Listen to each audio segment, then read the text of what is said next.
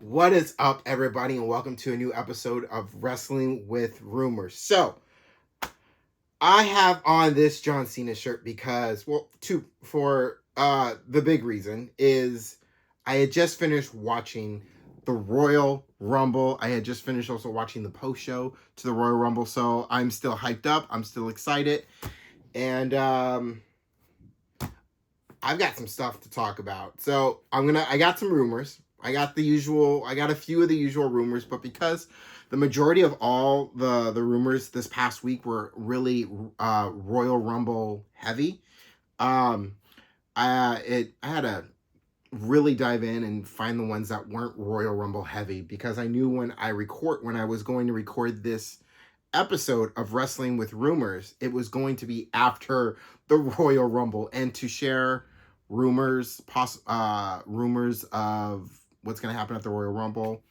would be pointless, especially since I'm doing this after the Royal Rumble. So I got a few that I found rumors, but I'm gonna read these rumors to you, and then we're just gonna go right into what I just watched, and I'm gonna recap the Royal Rumble for you because Wrestling with Rumors is really more kind of be Royal Rumble heavy in a way. So let's get into it. So before I get started, know that all rumors that I read on Wrestling with Rumors are exactly that, rumors. We speculate as widely as we want with these rumors, but until they are confirmed, proven as fact, true, they're just rumors. All right, so let's get into it. Up first, on Wrestling Observer Radio, Brian Alvarez said he'd heard from fans that AEW is running a buy one get one free promotion for Grand Slam Australia tickets. Dave Meltzer replied that doing that multiple weeks before the show indicates to him that, and he quotes, there are a lot of seats left. Well, okay, so Grand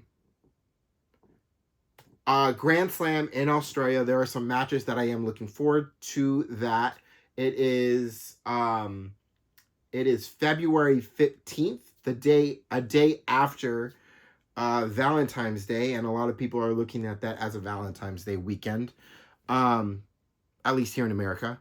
But Saturday, February 15th is pretty much a double header for that, because it is for people who are watching it, for people who will be watching wrestling at home on that particular day, February 15th.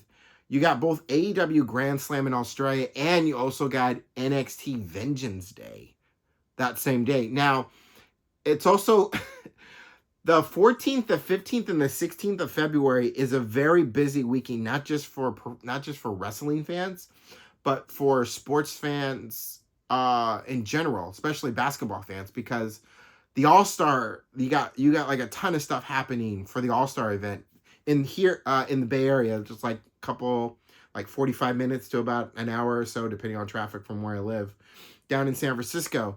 So you got the All-Stars going down over there. 15th is Grand Slam AEW. You got NXT Vengeance Day. That's a very exciting weekend, very busy weekend, and Saturday alone is just a lot is happening that day. And since Grand Slam will be airing not live, it won't be live. They'll tape it when they'll do what they do at the time that it is in Australia, and then it'll be like it's a tape delay basically. So we'll get it here for those who are watching it on TNT, and for others who are watching it on Max. You'll watch it as soon as whenever the All-Star game ends. So whenever the All-Star game is over, they'll air Grand Slam. So there is a good chance. There is about an 85% chance that NXT Vengeance Day and Grand Slam will both be on around the same time. So the choice is yours, depending on what you want to watch more or what have you. So as far as it goes with ticket sales, it's just a rumor. I can't really be sure about it, but it would make sense considering that a lot of people last week's episode of Dynamite were kind of tuned out and the ratings were very low. Nothing against Mercedes Moné and being the main event for that. It was just low ratings, and it just was what it was for that Dynamite.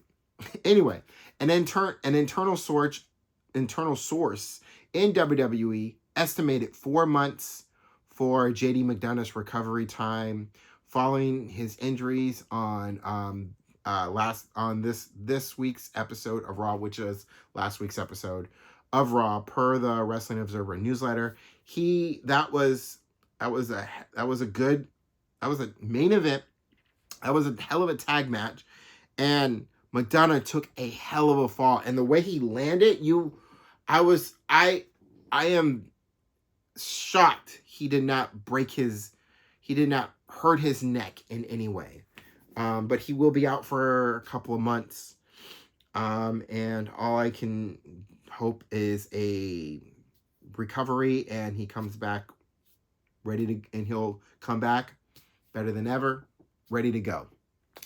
And for the last one, Corey Hayes, Bodyslam.net says WWE is starting Evolve again, beginning with tapings on February 7th at the WWE Performance Center. It's not clear yet if NXT wrestlers, WWE ID prospects, or other talent will be working the show.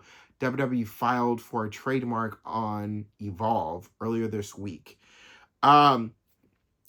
As for almost all of us who watched the Royal Rumble, that rumor that I just read, that rumor was confirmed with as they were talking about that. And it goes even further as they were talking about it, saying that starting in March, we were going to start seeing these episodes on Tubi. I think that I remember it right, on Tubi, starting in March. And Triple H went even further and saying and confirming it even further that WWE, the prospects of WWE ID will be part of this as well. So and the way the vibe of the show is going to be, it's going to be NXT, how NXT was when NXT, before people knew what NXT really was, when it wasn't the reality show anymore, and they were just and it was the developmental and becoming what it was.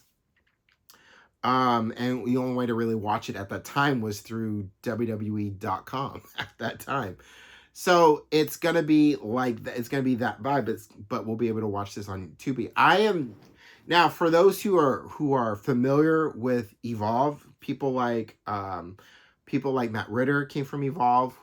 He's not part of the company anymore. Part of WWE more, I should say. And someone like Austin Theory. Austin Theory was really one of the bigger ones, I would say, that came from Evolve. That went from Evolve into WWE and started in NXT and now is where he is. So to have, and it was known, we all knew for a while that WWE purchased Evolve. So to have Evolve now a part, like this brand, this new brand within the umbrella of WWE, is very cool, and I'm very curious to see how this version of Evolve under WWE is going to look. So I'm excited for it, and I will definitely have to download the Tubi app to watch it, but I'm definitely going to check it out. And now let's move on to it. So let me give you a recap of the Royal Rumble. I'm going to do this a little differently. I'm going to go through the matches, and there were 4 matches total for this, but all these 4 matches equaled out to give us a good 3.5 hours, I would say, of good TV. And I like that we had 4 matches, because these 4 matches had plenty of time to do everything they needed to do. So, but how I'm going to do this is, when it comes to the Royal Rumble matches, I'm going to mention the names that I mentioned are WWE debuts, people from NXT returns and surprise entrances, and who the winner was. That's how I'll do it for these Royal Rumble matches. So, first match of the Royal Rumble was the Women's Royal Rumble. And first off, let me do this. I gotta do this. They started off, they hit the ground running, right? The Women's Royal Rumble, they hit the ground running. Now, as far as let's start off with Roxanne Perez. She came in at number 3 from NXT. And I got to give it up to Roxanne Perez. Roxanne Perez was the star. Even though Roxanne Perez did not win the Royal Rumble, and she was the runner-up for this year's Royal Rumble, Roxanne Perez was incredible. To no surprise, Roxanne Perez was incredible in this match. She came in at number 3, and from that point lasted 67 minutes and 48 seconds. That is an hour and 7 minutes and 48 seconds. Incredible. And she and doing that, she set the record as the longest woman in a Royal Rumble match. So Roxanne Perez, I could definitely see Roxanne Perez win the 2026 Royal Rumble next year. And I'm gonna go ahead and say it right now that Roxanne Perez is ready. When she entered into this Royal Rumble, she went to another level. She is ready to leave NXT. She's ready to come to Raw. She's ready to come to SmackDown. She's ready to lay it down. She's ready to win the She's ready to win the Women's World Heavyweight Champion, Women's World Championship, the Women's WWE Championship, the Women's United States Championship, and the Women's Intercontinental Championship. She's ready for all those championships. She is main roster ready. So it's really when they ready to bring her up, she coming up. But I am hoping. I know we got 77 days to go before we hit Stand and Deliver. I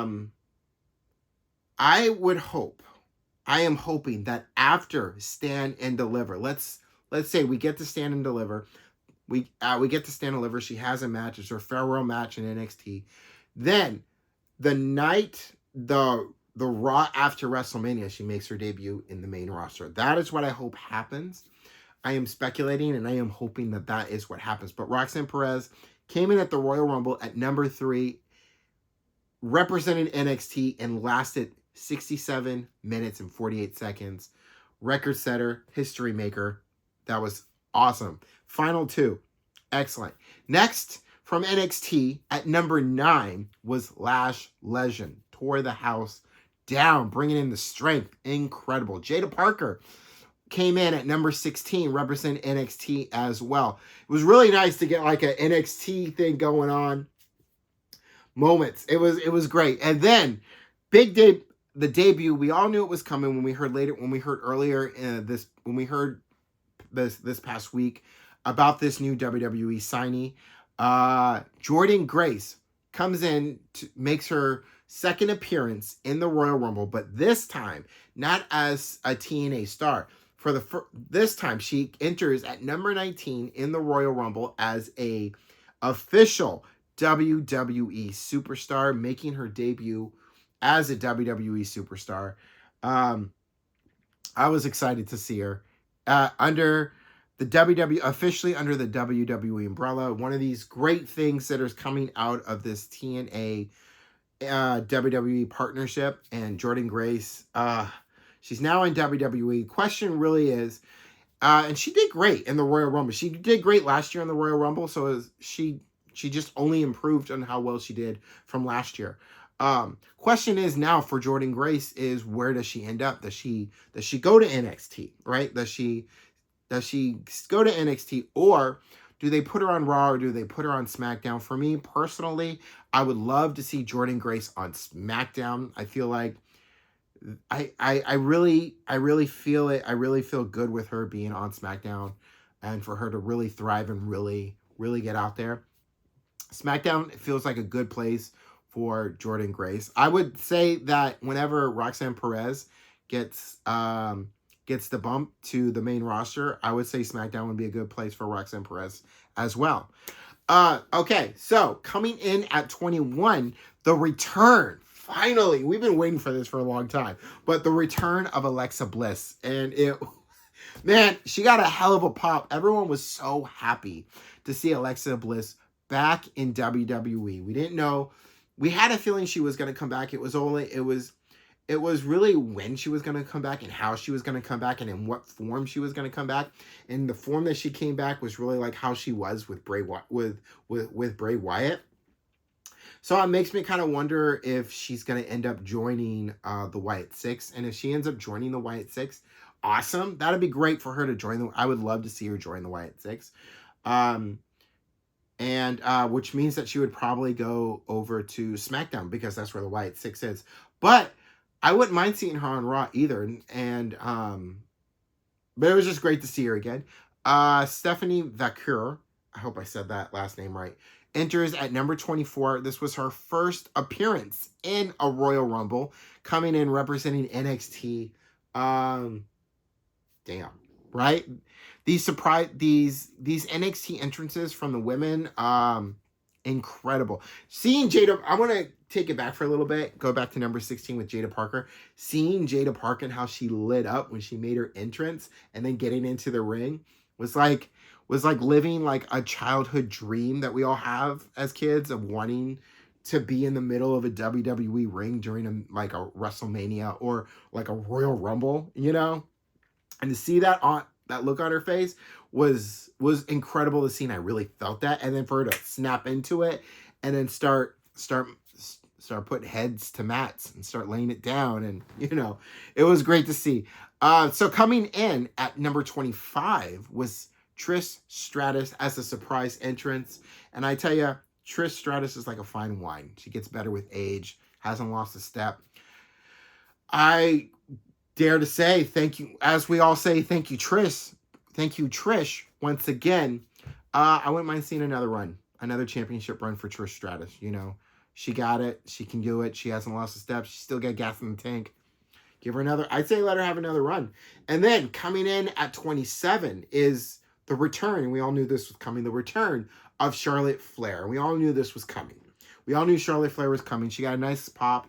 And it's been about a year and a half, close to 2 years since the last time we seen her. So it was good to see Charlotte Flair again. Coming in at number 28 was Julia from NXT, making her first Royal Rumble appearance. And the moment, and I've been looking forward to this moment. I hope I see a match between these two eventually. But the face-to-face moment between Julia and Io Sky is like, it sets up for like the match we all want to see in WWE and hope we get to see one day in the near future, right? At number 30, Nikki Bella is a surprise entrance and even possibly a return. I would say the same thing for Trish Stratus. I'm not quite sure, but a possible return for her as well. Definitely a surprise entrance for Trish Stratus and for Nikki Bella. And Nikki Bella also hasn't lost a step. She could, I dare say, she still got gas in her tank too. And for everything that she went through that was shown in the media, it was just good to see her in WWE in the middle of that squared circle, big smile on her face, doing something that she loves to do. So it was great to see. And then the winner of the Royal Rumble was Charlotte Flair. And Charlotte Flair not only won the Royal Rumble, but she made history as becoming the only woman to become a 2-time Royal Rumble winner. So she's got a little history in the Royal Rumble too. So from top to bottom for this women's Royal Rumble match, they had the debuts, they had the NXT star power, and they had the surprise entrances and the star power for all of that. It was a great Royal Rumble match from start to finish.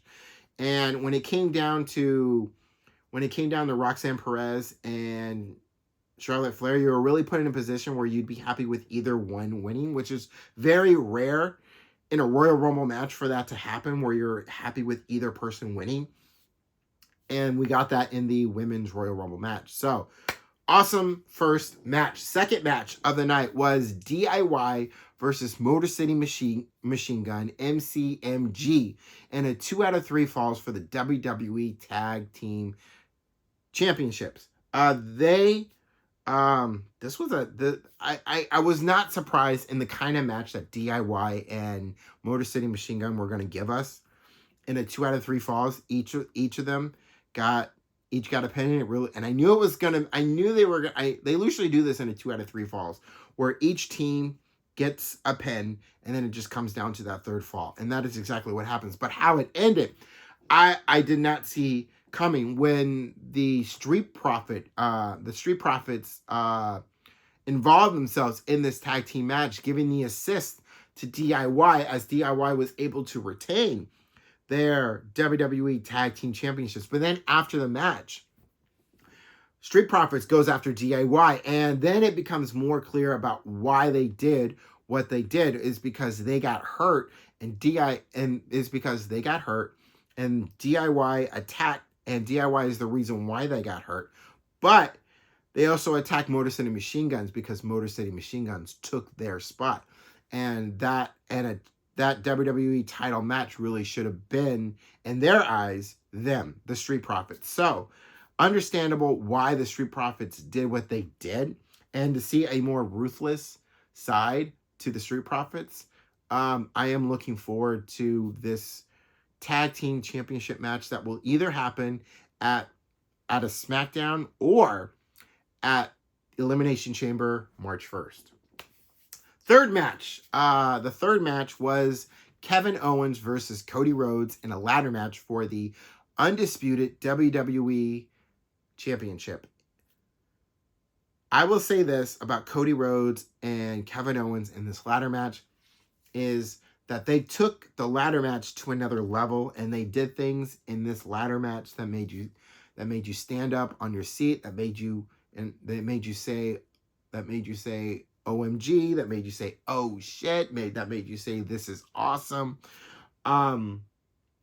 This was a hell of a brutal match, and they lived up to the name of this ladder match. It wasn't your typical ladder match. These two brought pain and hurt, and at times you thought the match was over with some of the moves that we're doing, and how both Cody Rhodes and Kevin Owens landed on the ladders. But Cody Rhodes comes out on top, retains his WWE Championship. Sami Zayn was out there, and there was a period when you're watching the match, you're also kind of watching Sami Zayn, wondering if Sami Zayn is going to involve himself in this match, but he didn't. He stayed far away from the match and watched as an observer. So I was glad to see that. This match finished without any help, without any kind of assistance. Cody Rhodes retains. But it was learned later on, way after, it was also learned that Cody Rhodes has sustained some injuries during this match, which is not surprised. The kind of ladder match it was, it's no surprise that both Cody Rhodes and Kevin Owens sustained injury from this. So we don't know much now about it, and all we know is that Cody Rhodes will be on SmackDown this Friday, and we'll go from there. The fourth and final match, the main event, was the Men's Royal Rumble. So I'm going to do the same thing that I did for the Women's Royal Rumble that I will do for the Men's Royal Rumble. So as far as debuts, NXT returns, and surprise entrances, and the winner, of course, first surprise entrance was I Show Speed, coming in at number 8. He was originally the number 8 spot was for Tozawa. That spot was for Tozawa, but Tozawa got taken out and was but Tozawa got knocked out, couldn't do the match. So Triple H, we get into gorilla position, and I Show Speed was backstage, and he asked him, and he said, "You're in the Rumble." I Show Speed goes out and does what he does, gets spears by Braun Breaker, and he's in there for about like about like a minute, about 90 seconds.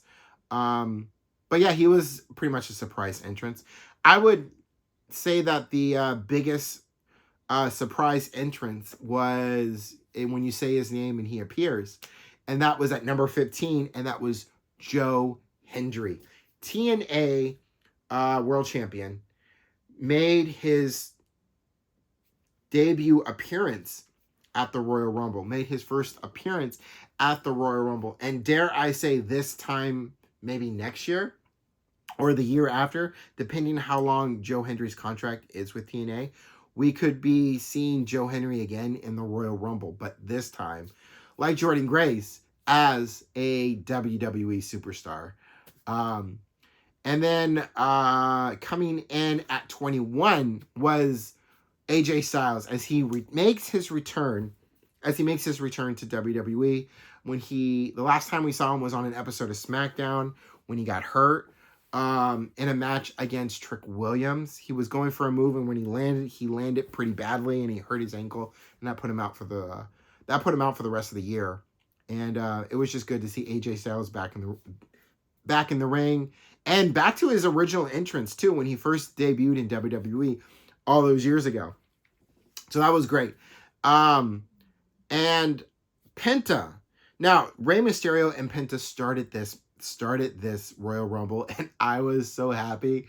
I was literally just on the edge of this because I loved it. It was like getting a preview to what will definitely be a future match between these two, with Penta and Rey Mysterio starting this match. Rey Mysterio did eventually get eliminated before Penta, but for Penta, this was Penta's first Royal Rumble match, and he lasted 42 minutes and 4 seconds. And for Penta's first Royal Rumble match, that was a hell of an introduction to the Royal Rumble for Penta, lasting as long as he did in the Royal Rumble. And I am excited for more for Penta in WWE, because so far Penta has been having a very good start in WWE. And then we get towards the end of the Royal Rumble, and chaos kind of breaks out after Seth Rollins, CM Punk, and Roman Reigns all get eliminated from the Royal Rumble. They all get eliminated, go over the top rope. It's all three of them, and they look at each other, and what happens is poor Roman Reigns gets stomped not once but twice from Seth Rollins. Once on the mat of the floor, and then a second time on the bottom of the steel step. You got CM Punk and Seth Rollins still going at it, which I knew that was going to happen, because no way you get to the debut episode of Monday Night Raw on Netflix, and they have that one match. CM Punk wins, and then we're going to go right to the Royal Rumble. I knew I knew that there was no way these two were done, and that showed after they all got eliminated and they just start throwing hands at each other. So what comes next for these two can be answered will more likely be answered on Raw this coming week. This week's episode on Raw, and possibly even Elimination Chamber, possibly even WrestleMania, But overall, the Royal Rumble from start to finish, every match was incredible. It was nonstop. The Women's Royal Rumble match started the whole thing, and it set the ground, and it just took off from there. The tag team match and the two title matches were incredible. And then the men's Royal Rumble, there was so much drama going on. Jacob Fatu is one hell of a star that it keeps rising. And the Royal Rumble just was incredible, And I can finally say, I've been waiting to say this for a while, but I can finally say that we are now on the road to WrestleMania with the Royal Rumble behind us. And some of us still kind of marinating in what we all saw from the Royal Rumble.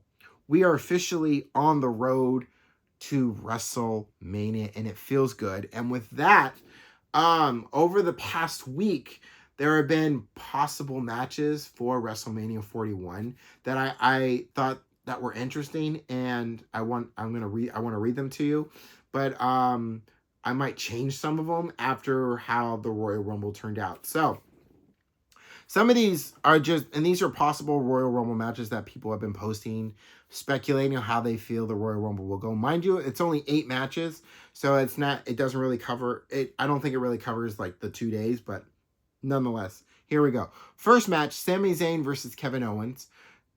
Second match, Tiffany Stratton versus Charlotte Flair for the WWE Women's title. That is a match, since Charlotte Flair won the Royal Rumble, is a match that I feel is more likely to happen at WrestleMania 41. Tiffany Stratton versus Charlotte Flair. It feels right. It feels like that's the match. It feels like that's the match that needs to happen. So yes, absolutely to that. Seth Rollins versus CM Punk. Based on what happened at the Royal Rumble after they got eliminated, that is something I could see happening at this year's WrestleMania. Penta versus Rey Mysterio. Again, from those two starting the Royal Rumble, that is a match I think all of us would love to see happen at WrestleMania 41. Rhea Ripley versus Io Sky versus Becky Lynch for the Women's World title. Now, I know there were like maybe two people that they were hoping to see in the Royal Rumble for the women, and that was Becky Lynch, and that was even possibly AJ Lee. AJ Lee has been a one that when the Royal Rumble comes up, everyone wants to see, but it never happens, and they get a little disappointed, and then they move on. Becky Lynch for me was the one that I thought we were going to see at the Royal Rumble, but didn't. But to possibly see how this kind of works out as a triple threat, I could see it, and I don't know if I would want a triple threat at WrestleMania for the world title, but I'm not mad at it. You know, I'm not mad at who they picked to be in it, so I'd be cool with that. Number 6 was was John Cena versus Gunther for the world title. Now, this is one that I would change because after the men's Royal Rumble and seeing Jey Uso win the Royal Rumble, I really believe that it's going to be Jey Uso versus Gunther at WrestleMania 41, which leaves me to believe another possible WWE Championship match that could happen at WrestleMania, which I will mention in a little bit later. Number 7, Cody Rhodes versus Randy Orton for the WWE title. Okay, not mad at that. And then number 8, Roman Reigns versus The Rock. Okay, well, yeah. I think this would be a year everyone would be good to see Roman Reigns versus The Rock, you know? Moving on. Now, I got 2 more things to mention, and then I'm going to call it a wrap. Also posted later this past week we all found out about WWE 2K25. You can go ahead and pre-order now. I am excited. You got the regular edition, you got the Dead Man edition, and you got the Bloodline edition. Now, it was a little disappointing, at least for me, to know that the standard edition would be the only edition that would be a hard copy. That both Dead Man edition and both Bloodline edition will only be digital. But that is the age we live in now. You know, we're kind of moving. I think we've been moving away from hard copies of everything and making everything digital, which is why companies like PlayStation and like Xbox offer 2 versions of their console. You can get a digital only console, or you can get a hard copy, and I feel like digital, that's pretty much where we're going with everything anyway. So it makes sense that that's how they would do that. But I'm also a little disappointed because I've been so used to when they release the deluxe edition or the special edition, you can get a hard copy of that. So to know that we're 2025, we're really moving into everything being digital and moving away from hard copies of stuff. is hard to see, but you know, it thus goes with the times. So, here are some names. Here are some confirmed names, playable characters for WWE 2K25 that I just want to name for all of y'all. You got Austin Theory, Batista, Bayley, Becky Lynch, Bianca Belair, Booker T, Bret Hart, Braun Breaker, Carlito, Carmelo Hayes, Chelsea Green, Chyna, CM Punk, Cody Rhodes, Damian Priest, DDP, Drew McIntyre, Dominic Mysterio, Ethan Page will be making his first appearance to 2K25. Grayson Waller, Gunther, JC Jane, Jacob Fatu making his first appearance in WWE in 2K25. Jey Uso, Jimmy Uso, John Cena, Kalani Jordan making her first appearance in 2K25. Kevin Owens, LA Knight, Lita, Liv Morgan, Lola Vice making her first appearance in 2K25. Maxine Dupree, Michin, Natalia, Nia Jax, Obafemi. I'm excited about that one. He's making his first appearance in 2K25 as well. Paul Heyman, R-Truth, Rey Mysterio, Raquel Rodriguez, Rey Mysterio, Rhea Ripley, Rob Van Dam, Roman Reigns, Roxanne Perez, Sami Zayn, Seth freaking Rollins, and Seth Rollins from 2022 Shield version, Shayna Baszler, Sheamus, Solo Sikoa, Stone Cold Steve Austin, Tama Tonga, making his first appearance in 2K25. The Miz, The Rock, Thea Hale, Tiffany Stratton, Tonga Loa making his first appearance in 2K25. Trick Williams, Trish Stratus, Ultimate Warrior, Umaga, The Undertaker. And then, of course, when you pre-order the game, you get Dexter Lumis, Eric Rowan, Joe Gacy, Nikki Cross, and Uncle Howdy, the Wyatt Six. Of course, there will be more names that will be announced for the roster, but what is confirmed for the roster already is just incredible. I am looking forward to seeing that new Rock entrance, that final boss entrance in 2K25. Last thing I want to mention, during the press conference for the Royal Rumble, after the Royal Rumble was over, after everyone was celebrating, doing their thing, John Cena, who lost at the Royal Rumble, joins the press conference and makes a statement, doesn't take any questions, and if you haven't seen it, go on YouTube. I'm sure it's on YouTube, but go ahead and go on YouTube, check out that section of the post show of the Royal Rumble with John Cena, and just listen to that whole thing. Just listen to him, what he talks about. It's incredible. But just to sum it up, even though I'm going to sum it up, I still want y'all to check it out if you can. John Cena says, to sum it up, is that he will compete at the Elimination Chamber March 1st in Toronto, Canada.